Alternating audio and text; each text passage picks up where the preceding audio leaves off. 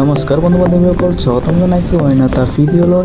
আজি আমি যাই আছোঁ কলেজত, আমাৰ ফেচাৰ্ছ আছে, সেইকাৰণে আমি কলেজ ফেচাৰ্ছ চাব যাই আছোঁ। তো বলক।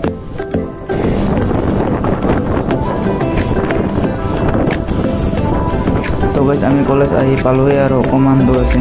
তো গাইজ কলেজ আহি পাই গ'লোঁ এতিয়া। তো চাওক, মই একো ইমান কথা নকওঁ আৰু এতিয়া